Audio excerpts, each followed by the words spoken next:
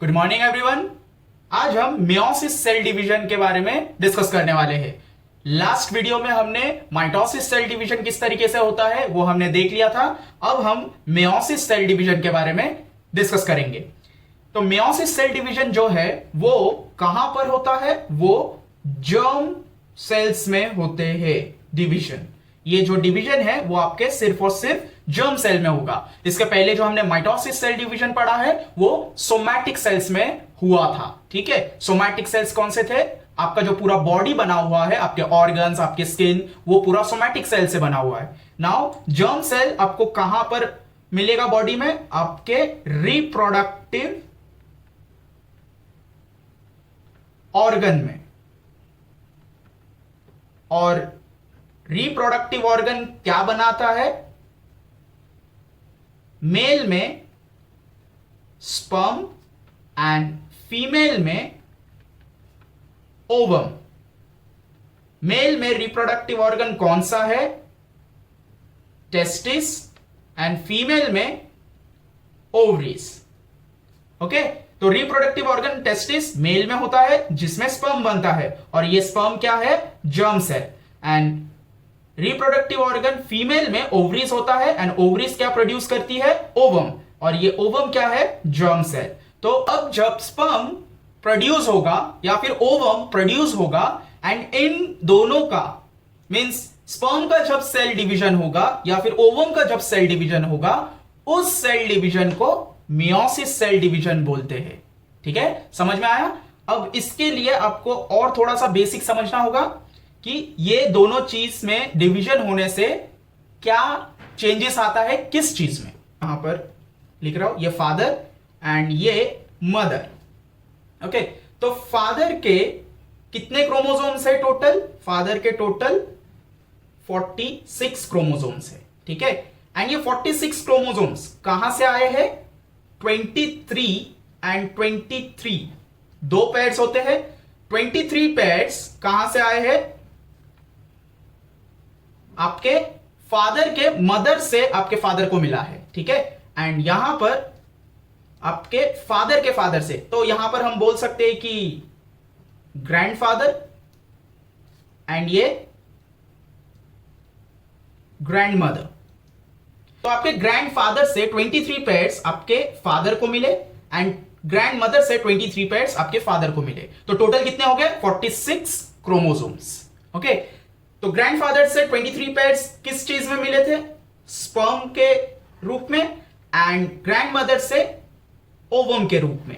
ठीक है, एंड ये जो 46 क्रोमोसोम्स मिले टोटल, अब फादर एग्जैक्टली अपने फादर की तरह तो दिखेंगे नहीं। ठीक है, और क्योंकि 23 पेयर्स ग्रैंडफादर के हैं और 23 पेयर्स ग्रैंडमदर के हैं, इसीलिए जो चाइल्ड बना है, जो बेबी ये दोनों पेयर से बना है, वो एग्जैक्टली ना ही अपने एकदम फादर की तरह दिखेगा और ना ही अपने एकदम मदर की तरह दिखेगा। वो दोनों के क्वालिटीज से एक नया, एक एकदम यूनिक आइडेंटिटी उसकी बनेगी, एक यूनिक उसका फेस का एक चेहरा बनेगा। ठीक है, तो एकदम एग्जैक्टली नहीं दिखते हैं। क्यों? क्योंकि जो वेरिएशन मियोसिस डिवीजन में होता है उसी वजह से ये इस तरीके से होता है कि जो चाइल्ड, जो बेबी बॉर्न होता है, वो एकदम एग्जैक्टली अपने फादर के तरह या अपने फैमिली मेंबर्स के तरह नहीं दिखता। ठीक है, तो यही रीजन क्यों है, क्योंकि मियोसिस प्रोसेस में, मियोसिस सेल डिवीजन में इसका वेरिएशन होता है, वो हम डिटेल में पढ़ने वाले हैं। तो देखिए 46 क्रोमोसोम्स में जो सेल था, ठीक है,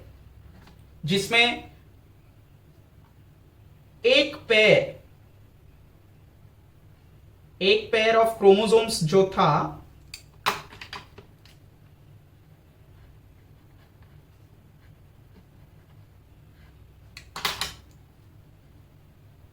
ठीक है, दो पेयर थे, मींस 23 पेयर्स फादर के, 23 पेयर्स मदर के। तो ये वाला हो गया पैटर्नल एंड ये वाला हो गया मैटरनल।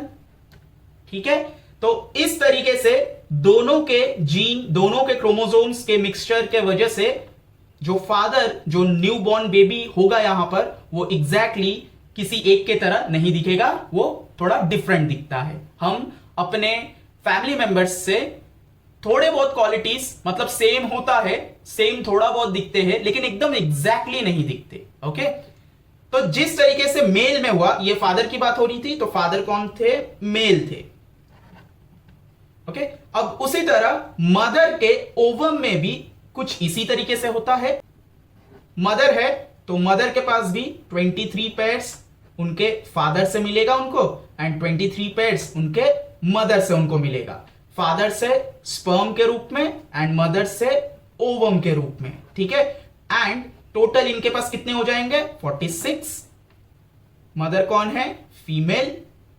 एंड ये 46 के अंदर जो सेल के अंदर जो क्रोमोसोम्स होंगे उसमें एक पूरा पैर पैटर्नल का होगा, पैटर्नल मतलब फादर का, एंड एक पूरा पैर मैटरनल का होगा, मैटरनल मतलब मदर से। ठीक है, इसी वजह से जो फीमेल बेबी है वो भी एग्जैक्टली सेम नहीं दिखती। बराबर, तो इतना आपको समझ में आ गया।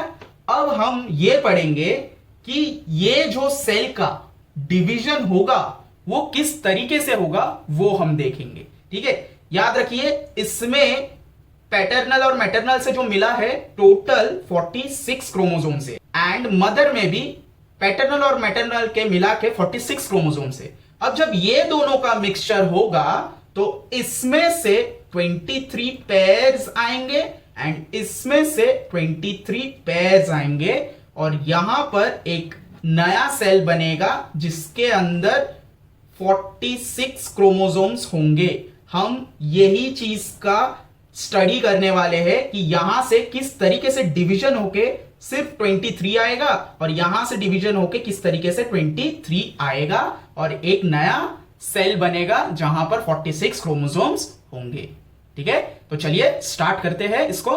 बहुत ही इंटरेस्टिंग है टॉपिक, थोड़ा लेंदी है लेकिन आपको मजा आएगा जब एक एक प्रोसेस हम करेंगे। तो इसको अच्छी तरीके से समझ लीजिए।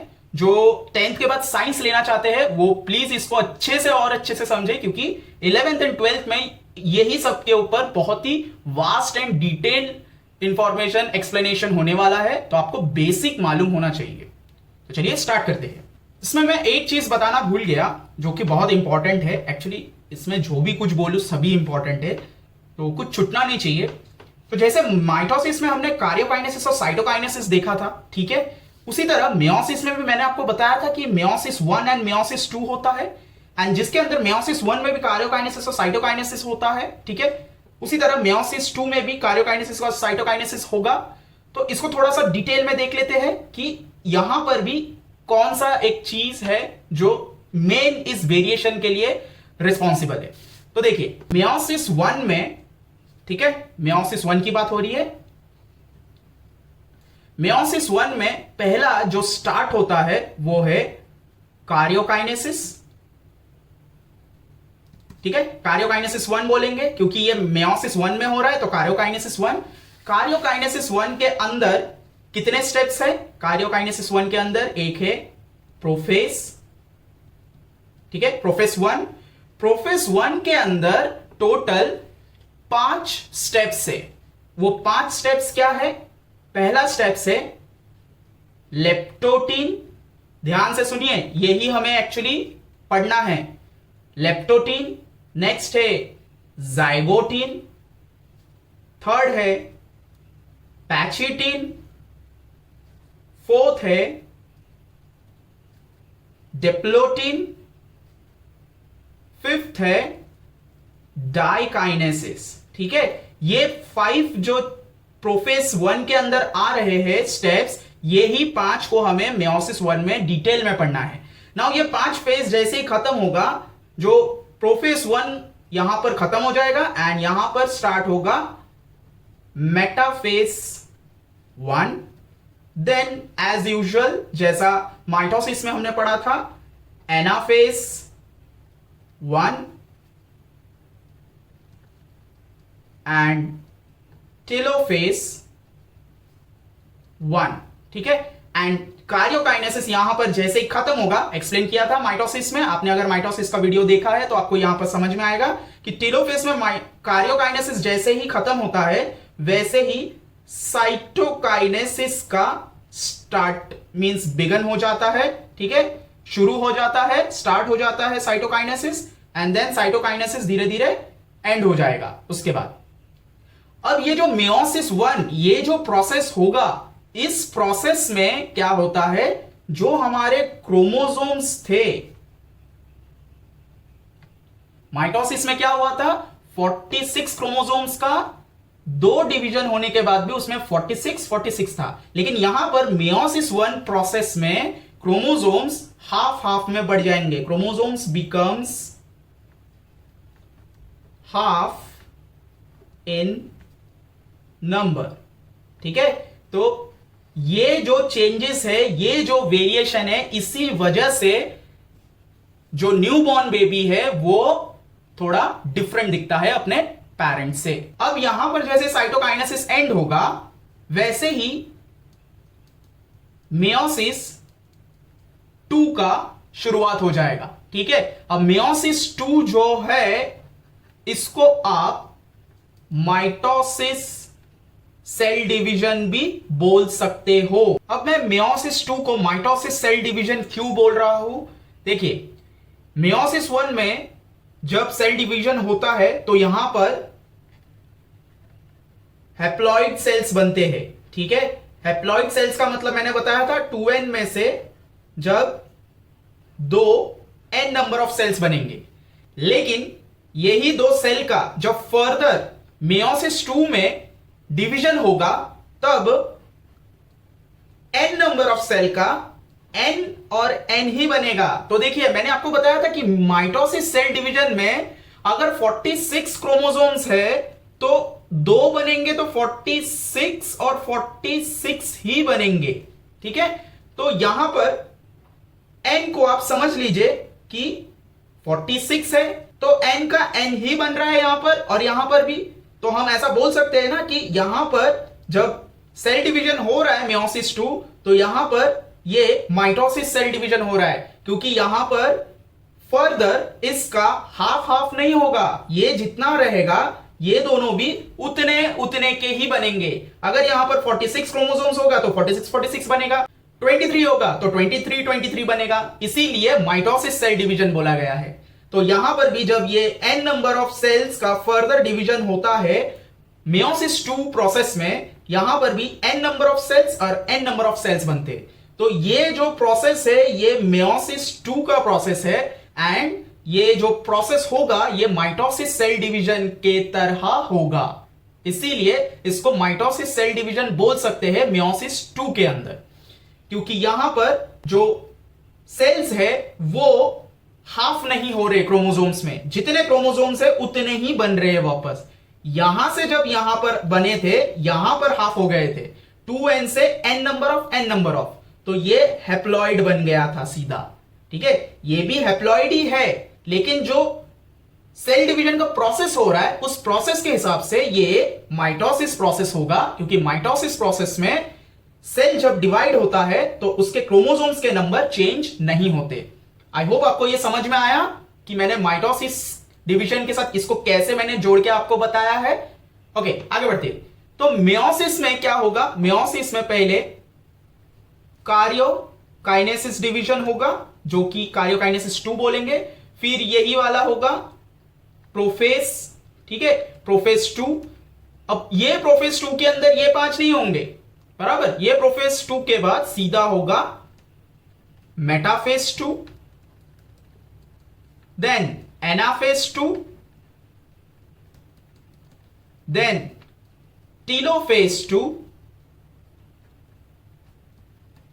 एंड जैसे यहां पर कार्योकाइनेसिस खत्म होगा वैसे ही साइटोकाइनेसिस प्रोसेस शुरू हो जाएगा, साइटोकाइनेसिस 2 एंड हो जाएगा, और यहां पर आपका चैप्टर भी खत्म हो जाएगा।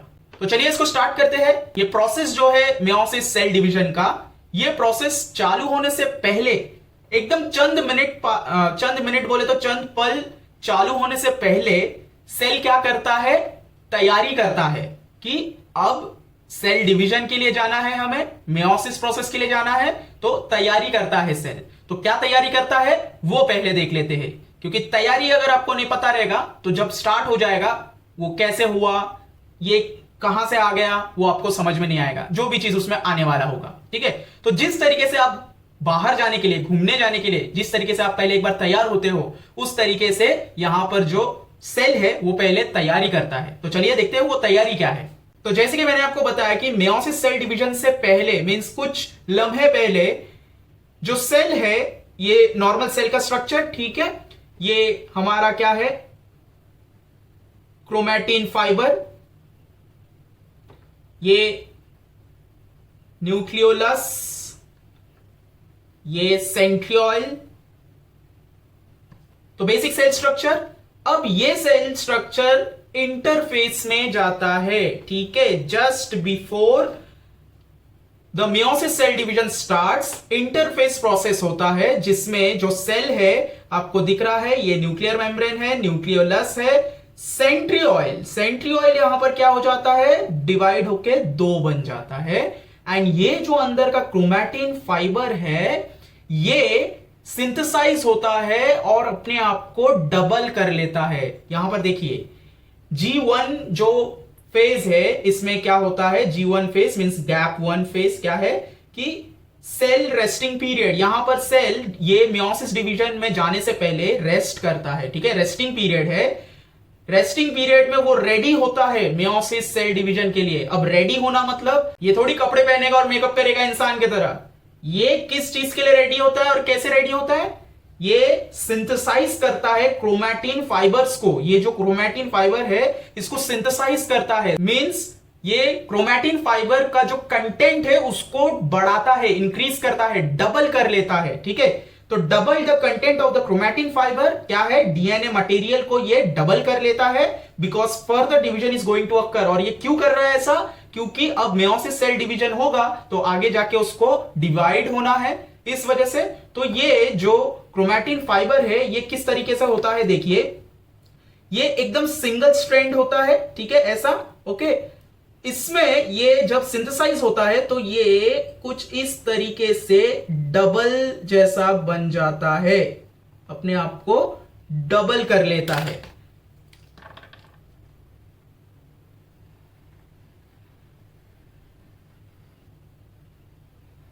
ओके, आपको समझ में आया कि किस तरीके से ये सिंथेसाइज करके अपने आप को डबल करता है। ये यहां पर दो बन गया है, लेकिन इसको हम दो नहीं बोलेंगे क्योंकि ये यहां पर कैसा है, अटैच है। जैसे कि क्रीम बिस्किट, आपने क्रीम बिस्किट देखा है, क्रीम बिस्किट दो बिस्किट को ऐसे चिपका के रखा जाता है। तो इसका मतलब ऐसे थोड़ी बोलते हैं क्रीम बिस्किट जब किसी से मांगते हैं तो कि मुझे दो बिस्किट दे दो, नहीं, हम एक क्रीम बिस्किट मांगते हैं तो एक बिस्किट आता है लेकिन उसमें दो ऐसे जुड़े हुए रहते हैं। तो जब तक वो दो जुड़े हुए हैं तब तक हम उसको एक ही बिस्किट बोलते हैं। जैसे ही उसको हम ओपन करते हैं वैसे हम उसको एक इंडिविजुअल इसको एक बोलते हैं एंड इंडिविजुअल इसको एक बोलते हैं। चीज को अच्छे से समझे कि जब तक क्रीम बिस्किट अटैच रहता है क्रीम के साथ तब तक वो एक ही बिस्किट कहलाता है। जैसे ही हम उसको ओपन करते हैं और दो अलग अलग रख देते हैं तो ये अकेला एक अलग से कहलाता है एंड ये अकेला एक अलग से कहलाता है। ठीक है, तो आपको समझ में आया कि जब तक ये जुड़े हुए रहेंगे ये तब तक एक ही क्रोमोसोम माना जाएगा, जब तक ये अलग नहीं होते। ठीक है, तो ये आपको समझ में आ गया कि यहां पर क्या हो रहा है, क्रोमैटिन फाइबर का सिंथेसाइज हो रहा है, उसका कंटेंट जो है वो इंक्रीज हो रहा है। एंड अगेन ये पूरा प्रोसेस हो जाने के बाद, मेकअप करने के बाद इंसान क्या करता है, थोड़ा रेस्ट करता है ना, फिर जाता है। ओके, तो उसी तरह जैसे इंसान रेडी होने के बाद थोड़ा वेट करता है, ये भी रेडी होने के बाद क्या करता है, again resting period G2 gap 2 जो फेज है उसमें वो थोड़ा सा रेस्ट करता है। After the synthesize of chromatin fibre now the cell is ready for meiosis division. अब सबसे मेन बात, ये हो कहां रहा है, ठीक है, तो ये या तो मेल के स्पर्म में हो रहा है, ठीक है, या फिर फीमेल के ओवम में हो रहा है। ठीक है, स्पर्म में भी यही प्रोसेस होगा, ओवम में भी यही प्रोसेस होगा। ठीक है, अब आपको समझा कि ये कहां पर हो रहा है, ये स्पर्म के सेल्स में हो रहा है एंड ओवम के सेल्स में हो रहा है।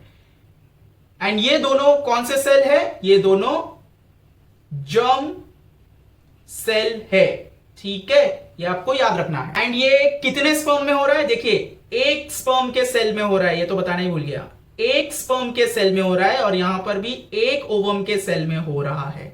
ओके, तो इतना आपको समझ में आया। इसमें भी मैंने आपको बिस्किट का भी एग्जांपल दे दिया। अब एक और लास्ट, ये जो ब्लू कलर का है ये मेल को रिप्रेजेंट करेगा, ठीक है।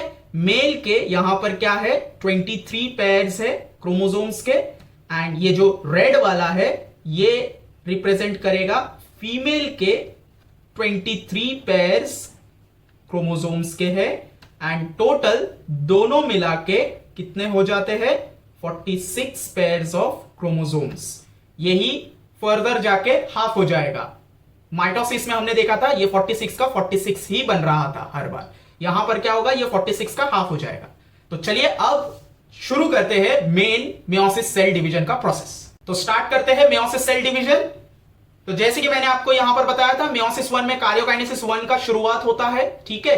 तो जैसे ही इंटरफेस, जो अभी अभी हमने देखा, इंटरफेस खत्म होता है, प्रोफेस में कौन सा फेज चालू हो जाता है, प्रोफेस के अंदर 5 स्टेप बताया था। तो यहां पर जो लेप्टोटीन जो प्रोसेस है, जो फेज है, वो चालू हो जाता है। ये किसके अंदर है, ये प्रोफेस 1 के अंदर है।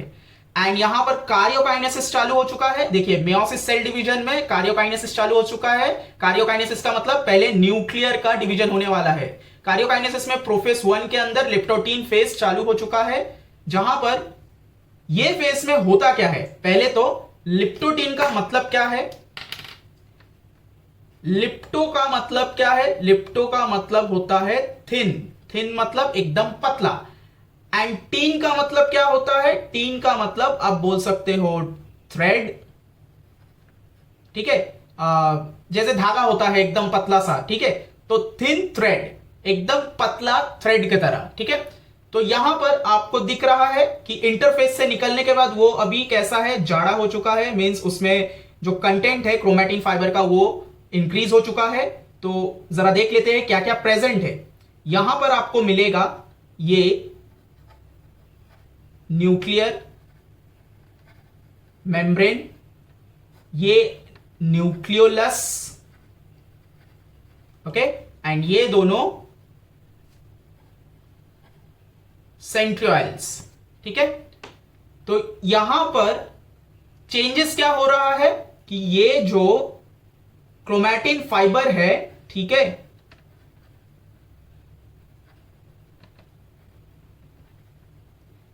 क्रोमैटिन फाइबर है, ये यहां पर क्या हो चुका है, कंडेंस होगा और, ठीक है। कंडेंस का मतलब कैसा, ये और ज्यादा अपने आप को सिकुड़ लेगा, कंडेंस कर लेगा। माइटोसिस में मैंने पढ़ाया था, माइटोसिस में क्या होता है, ये अपने आप को कंडेंस कर लेता है, एक्सट्रीमली कंडेंस कर लेता है, ठीक है, कॉइल्ड अप कर लेना, ठीक है, खुद को यहां पर क्या करना चालू करता है, वो कॉइल्ड अप करना चालू करता है। तो यहां पर देखा आपने कि क्या प्रोसेस हुआ, लिप्टोटीन में आपको न्यूक्लियर मेम्ब्रेन दिख जाएगा, न्यूक्लियोलस भी रहेगा, क्रोमैटिन फाइबर कंडेंस होता रहेगा एंड सेंट्रियोल्स भी यहां पर 2 में बढ़ चुका है। अब प्रोफेस 1 में जो नेक्स्ट फेज है लिप्टोटीन के बाद, वो क्या है, जाइगोटीन, ठीक है। जाइगोटीन में आगे बढ़ते हैं। मेयोसिस सेल डिवीजन में ये जो फेज है जाइगोटीन, ये बहुत इंपॉर्टेंट है। तो देखिए जाइगोटीन में होता क्या है, जाइगोटीन का, जाइगो का मतलब क्या है, जाइगो का मतलब होता है पैर होना। पैर मतलब अपने इंसानों वाला पैर नहीं, पैर मतलब जोड़ी होना, ठीक है, जोड़ी बनेगा, यहां पर क्या बनेगा, जोड़ी बनेगा। तो इसको हम पेयरिंग स्टेज भी बोलते हैं, ठीक है, पेयरिंग स्टेज होगा। पेयरिंग में 23 पेयर्स बनेंगे, ठीक है, 23 पेयर्स बनेंगे यहां पर टोटल, इसमें से 23 पेयर्स बनेंगे। ये क्या हो रहा है, कंडेंस हो रहा है ना, कॉइल्ड अप हो रहा है, तो टोटल 23 पेयर्स बनेंगे। इस स्टेज में जो क्रोमोसोम्स है वो क्या होंगे, अरेंज होंगे। मैंने आपको बताया था एक पैटर्नल है एक मैटरनल है, ठीक है, यहां पर वो अरेंज होंगे साइड बाय साइड, मींस एक पैटर्नल एक मैटरनल और ऐसे साइड बाय साइड अरेंज होंगे। तो यहां पर देखिए अरेंज करके मैंने रखा है। और ये अरेंज जोड़ियों में होंगे, बराबर। तो एक जोड़ी, दो जोड़ी, वैसे यहां पर टोटल 23 पेयर्स बनेंगे। अब यहां पर मैं उतना सारा तो बना नहीं सकता, मैंने इसीलिए सिर्फ 4 जोड़ी बना के दिखाया है। तो यहां पर जोड़ियां बनेंगे और एकदम सेम लेंथ पे और सेम डीएनए मटेरियल होगा दोनों में, सेम नंबर ऑफ जीन्स होगा दोनों में, ठीक है। और ये एकदम सेम लेंथ पे अरेंज होंगे। तो जैसे ही ये सेम लेंथ पे अरेंज होंगे और सब कुछ यहां पर सेम होगा, तो इसको हम बोलते हैं होमोलोगस, ठीक है। तो हम इसको क्या बोलेंगे? Homologous chromosomes.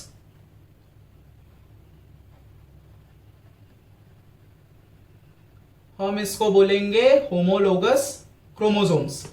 ओके, तो ये हो गया हमारा होमोलोगस क्रोमोसोम्स। होमोलोगस का मतलब क्या होता है कि सेम नंबर ऑफ क्रोमोसोम्स होना, सेम नंबर ऑफ जीन्स होना, same number of DNA material होना एंड लेंथ वाइज में वो अरेंज्ड होना। अब ये स्टेज में, ये लेंथ वाइज में अरेंज होने के बाद, 23 पेयर्स बनने के बाद, इसमें आपको एक जानकारी होना चाहिए कि इसको मैंने यहां पर बड़ा करके बताया है कि ये जो दोनों होंगे इनको हम सिस्टर क्रोमैटिड्स बोलेंगे एंड ये दोनों रेड वाले भी आपस में सिस्टर क्रोमैटिड्स है, ठीक है।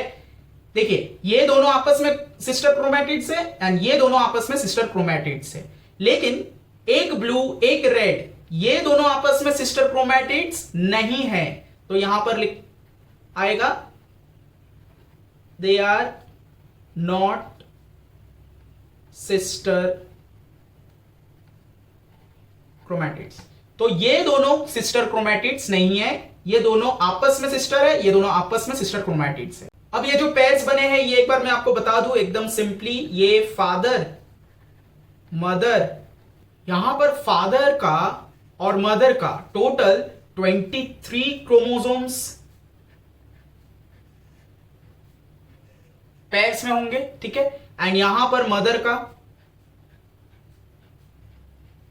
ठीक है, यहां पर 23 लास्ट होगा एंड यहां पर भी 23 लास्ट होगा। तो दोनों का मिला के 46 होगा, ठीक है। तो यहां पर पेयर्स बनते हैं, ये जो पेयर्स बन रहे कैसे, ये दो का मिला के एक पेयर, दो पेयर, 3 4, ऐसे टोटल 23 पेयर्स बनेंगे। तो यहां तक आपको अच्छे से समझ में आया। चलिए इसके बाद वाले फेज में चलते हैं। हमारा प्रोफेस 1 में लिप्टोटीन में हमने देख लिया क्या हो रहा है, वहां पर पूरा थ्रेड लाइक वो पड़ा हुआ है एंड कंडेंस हो रहा है। एंड जाइगोटीन में वो क्या हो जाता है, कंडेंस हो चुका है यहां पर एंड लेंथ वाइज अरेंज हो जाता है, ठीक है, जिसमें डीएनए मटेरियल सेम नंबर है, जीन मटेरियल जो भी है सेम नंबर है।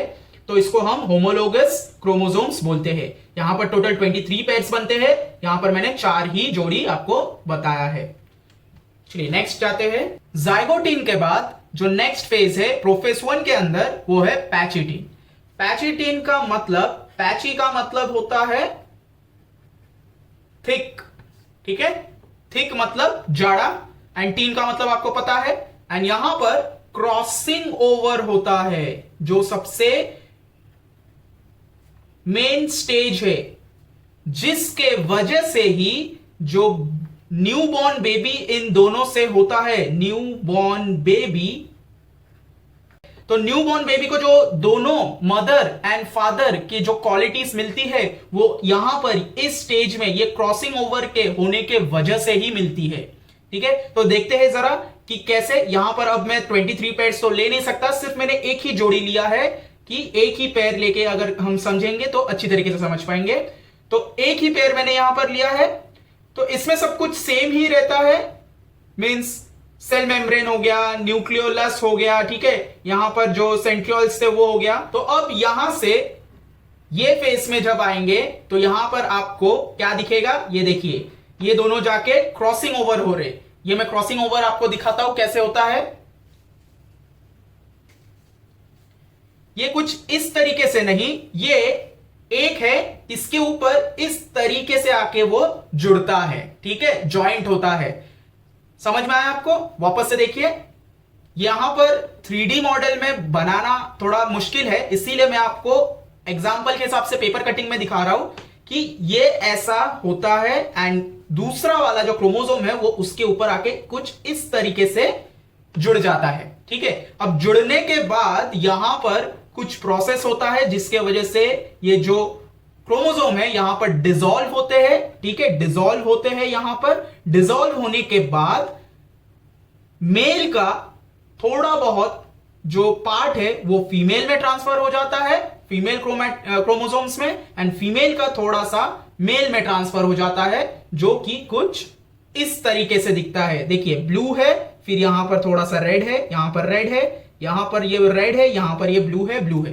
तो ये कुछ इस तरीके से दिखता है। जब क्रॉसिंग ओवर हो जाता है तो कुछ इस तरीके से दिखेगा आपको। ठीक है,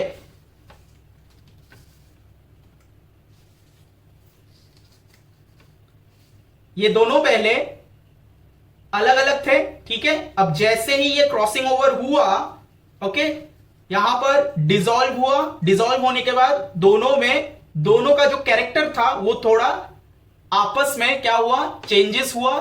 थोड़ा सा रेड वाले का ग्रीन वाले के पास गया। यहां पर मेरे पास ब्लू कलर था नहीं, इसलिए मैंने ग्रीन कलर का ही पेपर लिया है, उसको आप ब्लू समझ लीजिए क्योंकि रेड वाला तो है ही।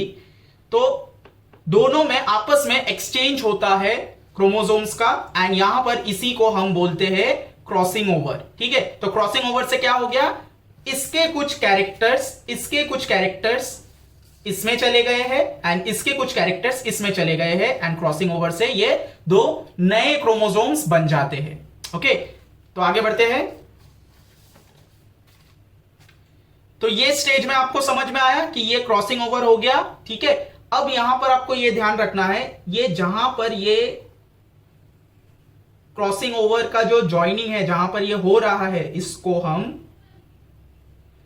चेस्ट माटा बोलते हैं। ठीक है, क्रॉसिंग ओवर का जो एरिया है, इसमें आपको अगेन जो न्यूक्लियोलस है वो प्रेजेंट रहेगा, न्यूक्लियर मेम्ब्रेन जो है वो प्रेजेंट रहेगा, सेंट्रियोल्स जो है वो भी प्रेजेंट रहेगा। ठीक है, एंड क्रोमोसोम्स जो है वो अब क्रॉसिंग ओवर के बाद अटैच, देखिए अटैच है मींस यहां पर जुड़े हुए नहीं है ना, अभी तक जुड़े हुए नहीं थे, जैसे ही क्रॉसिंग ओवर हो गया अब वो जुड़े हुए हैं, ये अब अटैच ही रहेंगे जब तक इसका लास्ट फेज नहीं आ जाता, तो ये अटैच रहेगा। तो हमने पैचिटीन फेज में देख लिया कि क्रॉसिंग ओवर हुआ एंड सब कुछ प्रेजेंट था, यहां पर nuclear membrane, nucleolus, centrioles present था, एंड यहां पर ये अटैच रहेंगे क्रॉसिंग ओवर होने के बाद। नेक्स्ट है डिप्लोटीन। ठीक है, प्रोफेस 1 के अंदर ही डिप्लोटीन फेज है जो पैचिटीन के बाद आता है, एंड डिप्लो का मतलब क्या होता है, डिप्लो का मतलब होता है टू, एंड टीन का मतलब आपको पता है थ्रेड, तो यहां पर टू थ्रेड। ठीक है, टू थ्रेड मतलब देखिए यहां पर दो अलग अलग थ्रेड है। ओके, अब इसमें क्या होता है, इसमें ये जो न्यूक्लियर मेम्ब्रेन था वो धीरे धीरे क्या होता है, डिसअपियर होने लगता है। ठीक है, एंड जो न्यूक्लियोलस था वो भी धीरे धीरे डिसअपियर होने लगता है, इसलिए देखिए हल्का हो गया ना यहां से। एंड जो ये सेंट्रियोल्स थे यहां पर दो, ये क्या होंगे, ये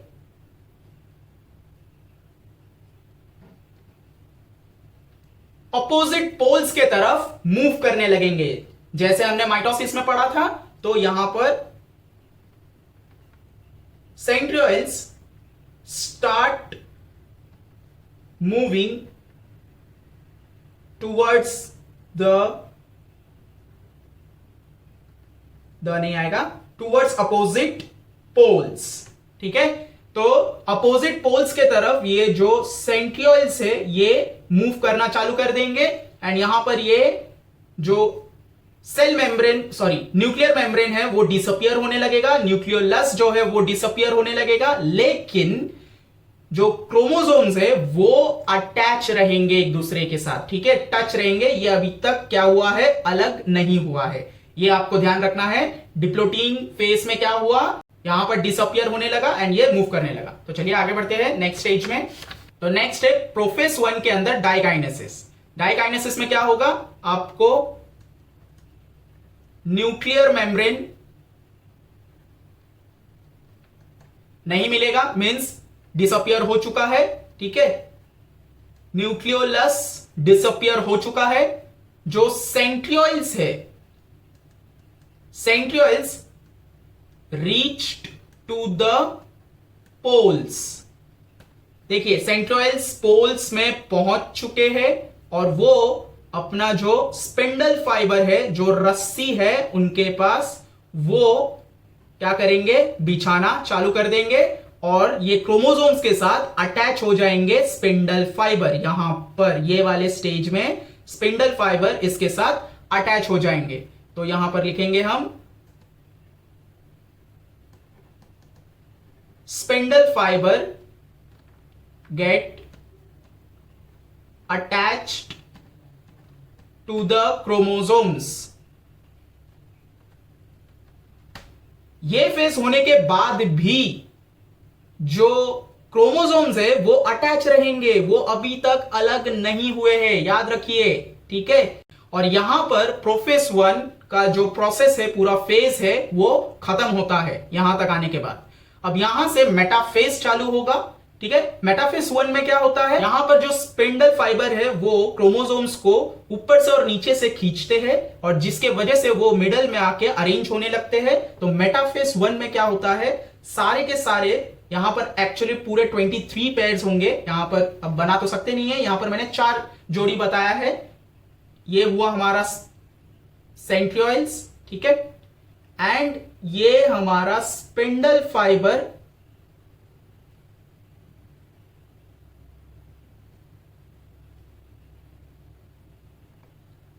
ओके, आपको समझ में आया कि स्पिंडल फाइबर ने क्या किया है, ये वाले फेज में सारे क्रोमोसोम्स को मिडल में, इक्वेटर में उसको सजा दिया है, अरेंज कर दिया है।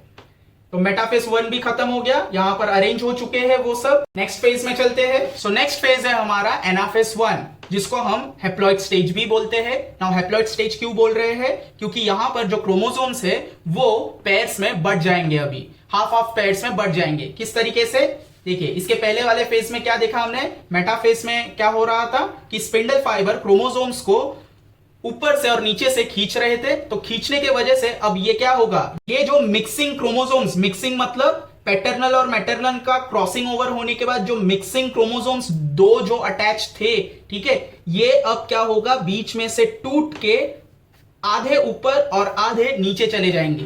तो देखिए यहां पर क्या होगा, अब देख रहे हैं कि कोई भी अटैच नहीं है, सिंगल सिंगल, ठीक है। तो ये आधे 23 पेयर्स ऊपर चले गए एंड बाकी के 23 पेयर्स नीचे आ चुके हैं। तो ये स्पिंडल फाइबर्स के साथ क्या है, कनेक्टेड है, क्योंकि स्पिंडल फाइबर ने इसको ऊपर और नीचे की तरफ पुल किया है।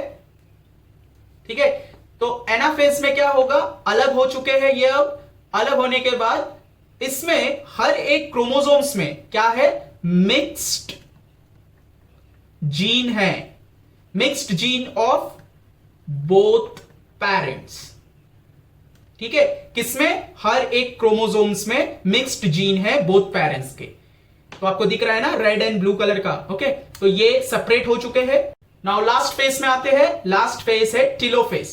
टेलोफेज 1 में क्या होगा, ये जो ऊपर की तरफ जा चुके हैं 23 पेयर्स और नीचे की तरफ आ चुके हैं 23 पेयर्स, अब इसमें जो न्यूक्लियर है, वो न्यूक्लियर मेम्ब्रेन है, वो वापस डेवलप होना चालू होगा और जो न्यूक्लियोलस है वो भी डेवलप होना धीरे धीरे चालू होगा दोनों तरफ। ठीक है, ठीक है, ये दोनों हमारा क्या है, न्यूक्लियर मेम्ब्रेन, एंड ये वाला हमारा क्या है,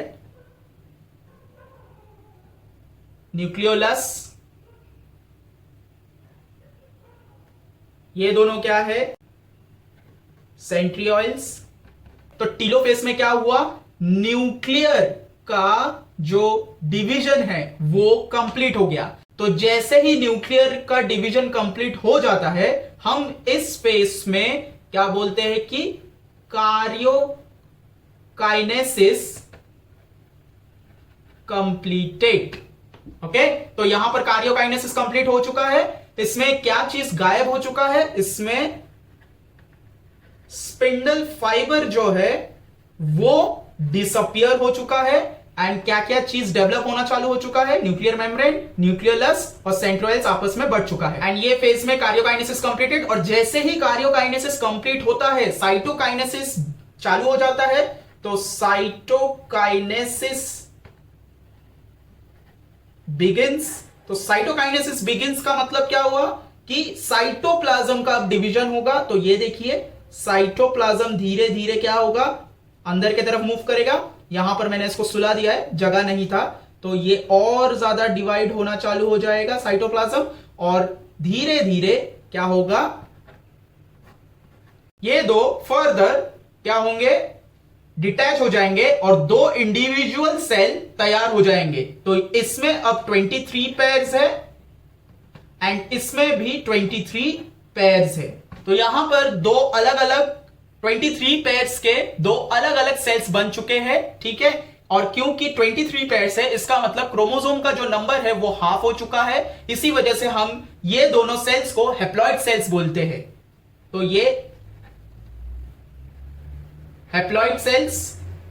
लेकिन इसमें अभी तक एक चीज चेंज नहीं हुआ है, और वो क्या चीज है, वो है कि ये जो क्रोमोसोम्स है ये अभी तक एक अलग अलग, मतलब अलग अलग नहीं हुए, ये अभी तक जुड़े हुए हैं। देखिए क्या चीज से जुड़े हुए मैं बताता हूं।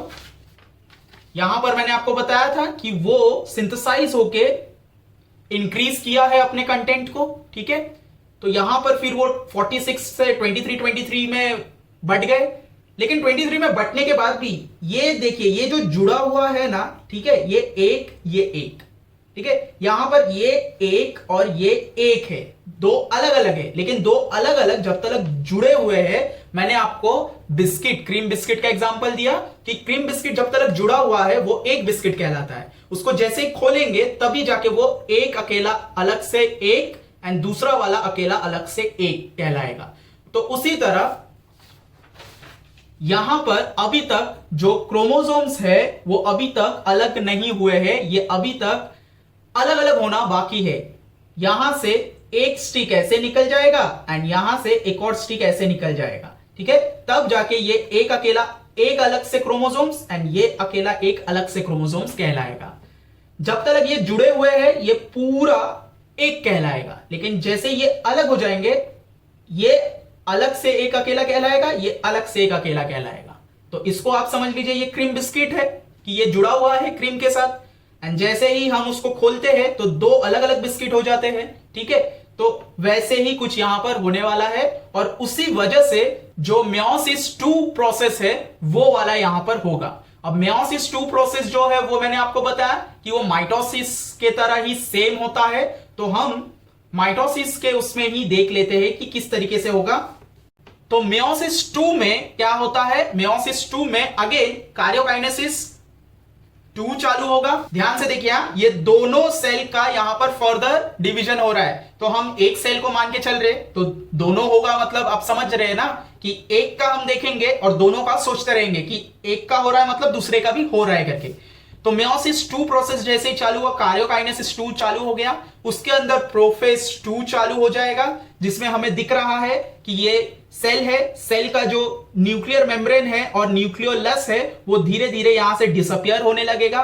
एंड जो सेंट्रोइड्स है वो पोल्स के तरफ मूव करना चालू कर देंगे, ठीक है, अपना रेप्लिका बना के। देन यहां पर मेटाफेज 2 चालू हो जाएगा। मेटाफेज में क्या होगा, मेटाफेज में सारे क्रोमोसोम्स जो है वो मिडल में, मींस बीच में, सेंटर में अरेंज हो जाएंगे स्पिंडल फाइबर के साथ अटैच होने के बाद। और ये स्पिंडल फाइबर क्रोमोसोम्स को क्या करेंगे, ऊपर और नीचे की तरफ से पुल करेंगे। देन एनाफेज 2 में क्या होगा, ये डिवाइड हो जाएंगे, ठीक है। स्पिंडल फाइबर उसको खींचने की वजह से वो डिवाइड हो जाएंगे। डिवाइड होने के बाद यहां पर जो भी सेल्स यहां पर बनेंगे वो डॉटर क्रोमोसोम्स कहलाएंगे, क्योंकि वो डिवाइड हो चुके हैं अपोजिट पोल्स में। एंड जो लास्ट टेलोफेज 2 चालू होगा। टेलोफेज 2 में क्या होगा, पहले यहां जो अलग हो गए थे वो अलग हो जाने की वजह से सेल का जो साइज है थोड़ा बढ़ जाएगा, ठीक है। तो बढ़ गया, ऐसा हो गया। यहां पर क्या होगा, न्यूक्लियर मेम्ब्रेन और न्यूक्लियोलस स्टार्ट डेवलपिंग। कार्योकाइनेसिस का यहां पर कंप्लीट हो चुका है क्योंकि न्यूक्लियर का डिवीजन हो चुका है। जिसके बाद साइटोकाइनेसिस चालू हो जाएगा। साइटोकाइनेसिस जैसे ही चालू हो जाएगा, क्या हमें यहां पर एब्सेंट दिखेगा? स्पिंडल फाइबर नहीं दिखेगा। न्यूक्लियर मेम्ब्रेन आ चुका रहेगा, न्यूक्लियोलस वापस आ चुका रहेगा। सेंट्रोइड्स जो है वो भी हमें दिखना चालू हो जाएगा दोनों में, ठीक है, दोनों में बढ़ जाएगा।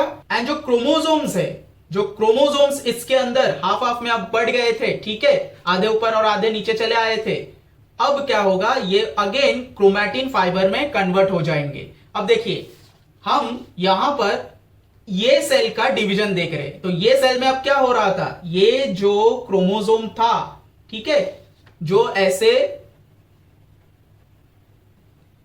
क्रोमोसोम था, ये अब क्या हो चुका है, अलग हो चुका है। ये इतना अलग चला गया एंड इतना अलग चला गया। मींस ये अब आप बोल सकते हो कि एक एक स्टिक निकल गया है। इसको अगर हम ऐसे करके देखें, ये अलग से निकल गया और ये अलग से निकल गया, तो अब ये एक अकेला क्रोमोसोम कहलाएगा एंड ये एक अकेला क्रोमोसोम कहलाएगा। जब तक ये अटैच था तभी भी ये एक ही क्रोमोसोम कहला रहा था।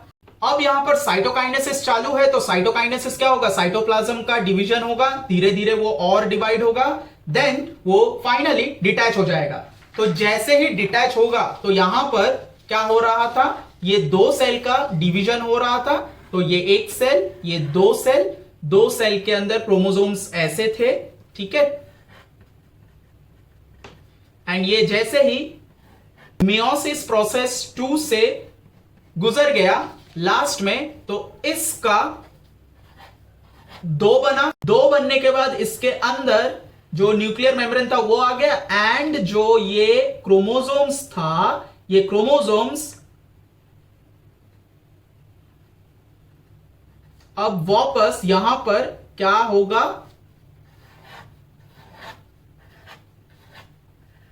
क्रोमैटिन फाइबर में चेंज हो जाएगा, ठीक है, क्रोमैटिन फाइबर में चेंज हो गया।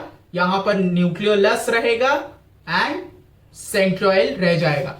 उसी तरह इस तरफ का भी, जिसमें यहां से क्रोमोसोम्स आए थे, ठीक है, क्या होगा, एट लास्ट क्रोमैटिन फाइबर में अगेन चेंज हो जाएगा, क्रोमोसोम का डीकंडेंस्ड हो जाएगा, देन इसमें भी न्यूक्लियोलस वापस आ जाएगा एंड सेंट्रियोल्स। ओके, तो यहां पर कितने सेल बने, यहां पर 4 डॉटर सेल बने, ठीक है। यहां पर जो 4 डॉटर सेल बने हैं, यहां पर n क्रोमोसोम्स था, यहां पर भी n क्रोमोसोम्स था, यहां पर जो ये 2 बना, इसमें भी n chromosomes and n chromosomes है, ठीक है। तो ये डॉटर सेल हुए। अब क्या होगा, मैंने आपको बताया था ये कहां हो रहा था, या तो स्पर्म में, स्पर्म के सेल में, या तो ओवम के सेल में। तो अब अगर ये स्पर्म में हो रहा है, मेल में हो रहा है, तो इसमें से अब एक सेल जाएगा एंड वहां से जो फीमेल का जो ओवम रहेगा उसमें से एक आएगा और यहां पर एक नया बेबी का बर्थ होगा एंड नया जो बेबी यहां पर बनेगा, ठीक है, बॉर्न होगा, वो इन दोनों के मींस मेल और फीमेल के क्वालिटीज जो होंगे वो इसमें होंगे, लेकिन एग्जैक्ट नहीं होंगे, क्योंकि हमने देखा कि प्रोसेस में क्या हुआ, वेरिएशन मतलब क्रॉसिंग ओवर हुआ। तो क्रॉसिंग ओवर एकदम पूरा का पूरा पैटर्नल का नहीं था, मेल का नहीं था, ठीक है, दोनों मिक्स हुए हैं। तो मिक्स होने के वजह से दोनों की क्वालिटीज इस बेबी में होंगे। ये मैंने आपको शुरुआत में ही बताया था कि मेयोसिस प्रोसेस में क्या होने वाला है, पैटर्नल के तरफ से 23 पेयर्स आएंगे, यहां से भी 23 पेयर्स आएंगे। तो ये देखिए, यहां से ये 23 पेयर्स, यहां से ये 23 पेयर्स, और एक न्यू बॉर्न होगा बेबी जिसमें क्वालिटीज दोनों के रहेंगे, ठीक है। अगर अच्छा लगा हो तो वीडियो को लाइक कीजिए, शेयर कीजिए, अपने दोस्तों के साथ शेयर कीजिए, ताकि उनको भी ये अच्छे से समझ में आए, हर एक स्टेप बाय स्टेप जैसे मैंने एक्सप्लेन किया है।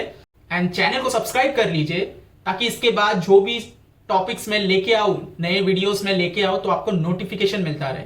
एंड नोटिफिकेशन के लिए आपको बेल आइकन प्रेस करना जरूरी है, तो बेल आइकन को प्रेस कर लीजिए, आपको नोटिफिकेशन मिलता रहेगा। मैं हर बार जो भी नए टॉपिक्स अलग अलग सब्जेक्ट्स के लाता रहूंगा। तब तक keep learning, keep sharing. Thank you so much.